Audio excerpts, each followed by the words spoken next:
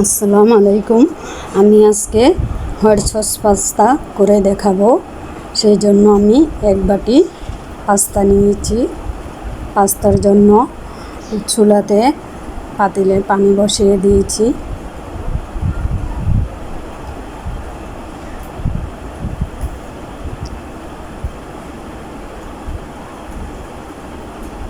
পানিতে একটু তেল দিয়ে দিলাম, লবণ দিয়ে দিলাম, যাতে পাস্তাটা একটার সাথে একটা না লাগে। তেলটা দিলে ভালো হয়। এখানে একটু নাড়া দিয়ে দিলাম। আর মুরগির বুকের মাংস কিছু আমি ছোট ছোট কিউব করে কেটে নিয়েছি। এখন দিয়ে দিলাম লবণ আর গোলমরিচের গুঁড়া। এখন একটু মেখে নেব। এই যে মেখে নেওয়া হয়ে গেছে।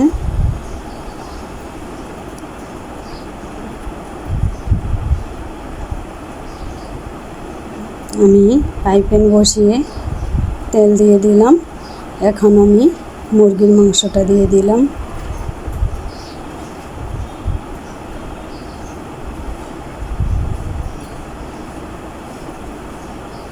মাংসটা দিয়ে একটু নাড়াচাড়া করে দিলাম।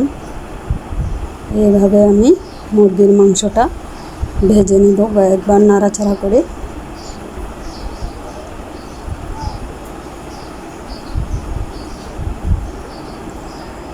এখন পানিটা ফুটে এসেছে, আমি পাস্তাগুলো দিয়ে দিলাম।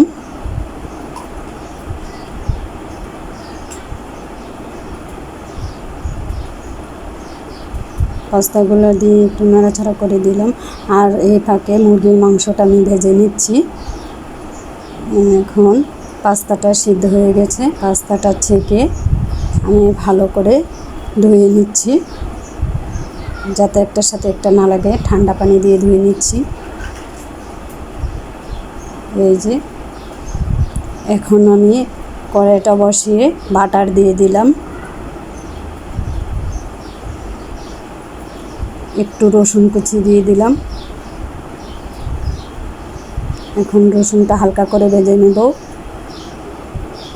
এই যে কিছু মাশরুম দিয়ে দিলাম। মাশরুমটা একটু ভেজে নেব। এখন আমি 2 টেবিল চামচ ময়দা দিয়ে দিলাম। এই যে ময়দাটা একটু ভেজে নেব, যাতে কাঁচা গন্ধটা চলে যায়। এখন আমি 1 কাপ দুধ দিয়ে দেব। দুধটা দিয়ে ভালো করে মিশিয়ে নেব।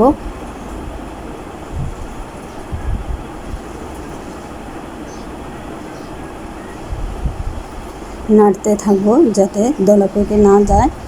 এই যে আমার হয়ে গেছে। এখন আমি আরও 1 কাপ দুধ দিয়ে দিলাম। দুধ দিয়ে ভালো করে মিশিয়ে নেব। এখন আমি লবণ, চিলি ফ্লেক্স, গোলমরিচের গুঁড়া দিয়ে দিলাম।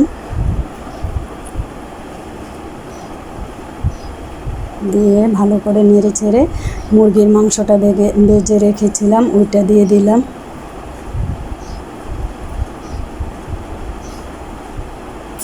এখন আবার ভালো করে মিশিয়ে নিচ্ছি।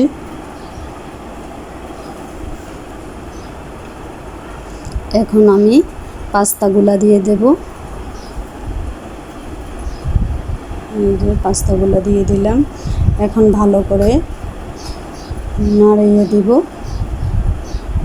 এই যে ভালো করে মেশানো হয়ে গেলে